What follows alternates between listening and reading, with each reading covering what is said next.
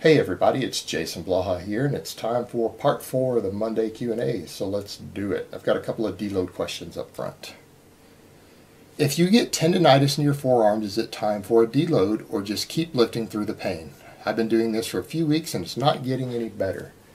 Well, I can tell you right now, if you're starting to get connective tissue inflammation for several weeks and you're not taking a deload, you haven't taken a deload by now, you're the type of person who hurts themselves training.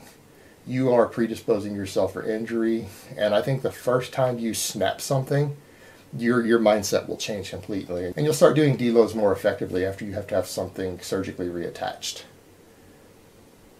The only person I've ever seen who didn't learn that lesson was probably Dorian Yates, who just kept snapping shit and would, just keep pushing through, and he snapped like something like 6 or 7 different muscles that had to be repaired over his career.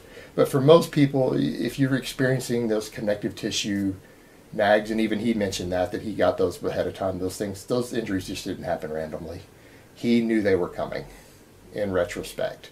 And so for you, since the fact that you have been feeling this for several weeks now, not a week, not 2 weeks, but several weeks, and you didn't deload already, you're one of those guys who's going to have to learn the hard way. And once you snap something off the bone and have to have it repaired, you'll wisen up and you'll start deloading within a few days or a week of something starting to hurt and get inflamed.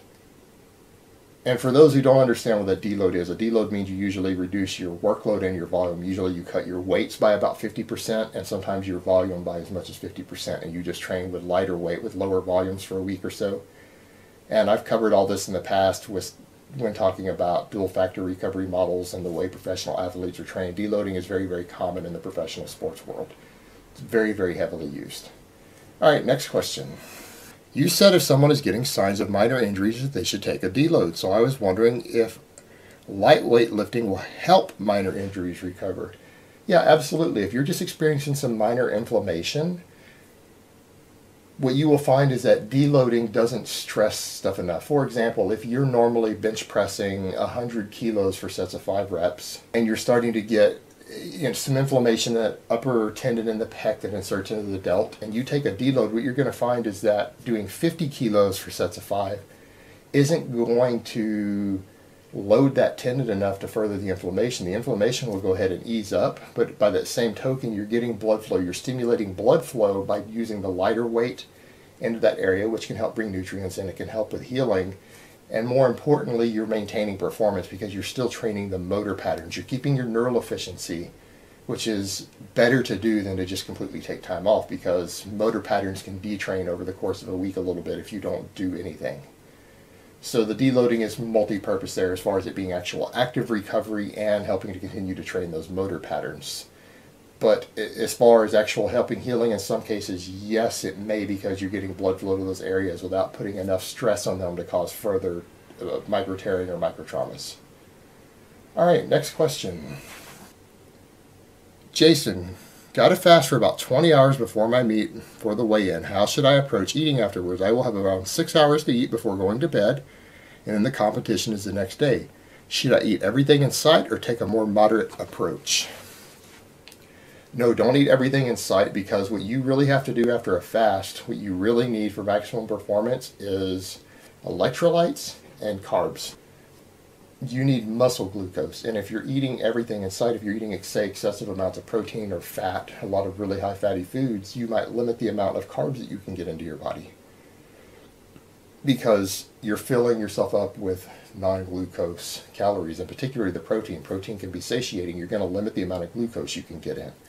And that's not necessarily a good thing. You need to be going for mostly carbs. Now, if you want a little bit of fat and protein in there, that's fine, but you need to be going for carbs, and you need to be going for salt. A lot of sodium, potassium, magnesium, things like that. And if you need to, even supplement some of those at that point. So ultra high carb, salty foods, that's really the way you need to go. And in fact, the salty foods will help you stimulate hunger so that you will eat more.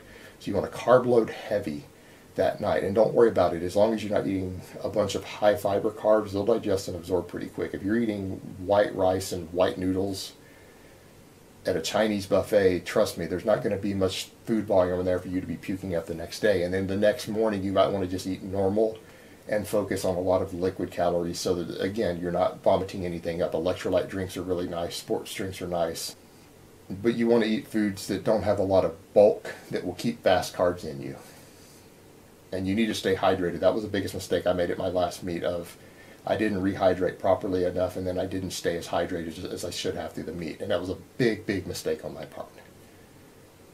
And it wasn't for lack of trying, I just didn't bring enough liquid with me. I should have brought a lot more bottles of actual water and things. Alright guys, so that's really all I have to say on that today. I hope it has been informative, and I will talk to you guys next time in part 5.